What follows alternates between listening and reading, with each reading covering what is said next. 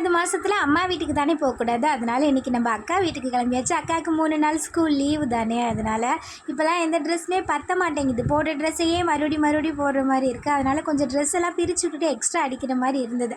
அதெல்லாம் எடுத்து வச்சு அக்கா தச்சு கொடுத்துருவா அப்படின்னு எங்கள் அத்தை 3 நாள் என்ன இவ்வளோ ட்ரெஸ் எடுத்துகிட்டு போகிறேன்னு கேட்டுகிட்டு இருந்தாங்க. கவலைப்படாதீங்க, ஒரு நாள் முன்ன பின்ன ஆனாலும் கரெக்டாக வீட்டு வந்து சேர்ந்துருவேன் அப்படின்னு அப்போ தக்கா அத்தைக்கு பாய் பாய் சொல்லிட்டு நம்ம கிளம்பியாச்சு. மாமா தான் கூட்டிகிட்டு வந்து சென்னவழியில் பஸ் ஏற்றி விட்டுட்டு போனாங்க. ஸ்கூல் பிள்ளைங்களுக்குலாம் லீவ் விட்டாச்சுல, அதனால் ஹாஸ்டலில் இருந்த பிள்ளைங்களாம் வந்துருப்பாங்க. இவ்வளோ பஸ்ஸு பயங்கர கூட்டமாக இருந்தது. எங்கிட்ட வந்து சேர்ந்தாச்சு. தேவப்பண்ணத்தில் இறங்கி எங்கிட்ட ஆட்டோ பிடிச்சி தான் போனேன் அக்கா வீட்டுக்கு.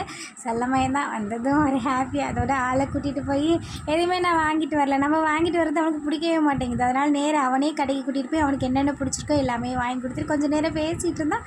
அப்புறம் அக்கா நைட்டு சாப்பாடு ரெடி பண்ண ஆரம்பிச்சிட்டா. செல்லமயம் ஊருக்கு வந்துட்டா என்னென்ன புதுசாக ஏதாவது வாங்கியிருப்பான்ல டிஃப்ரெண்ட்டாக, அதெல்லாம் ஒன்று ஒன்றா எடுத்து காட்டிகிட்டு இருந்தான். இது அக்கா ஆன்லைனில் தான் ஆர்டர் பண்ணியிருந்தா போல். இந்த ABCD 1 2 3லாம் அதெல்லாம் நல்லா இருந்தது. இந்த சின்ன பிள்ளைங்களுக்குலாம் அது கொஞ்சம் நல்லா யூஸ் பண்ணுறதுக்கும் நல்லா இருந்தது. அப்படி விளையாண்டுட்டு இருக்கும்போது எங்கிட்ட சாப்பாடு ரெடி ஆயிடுச்சா.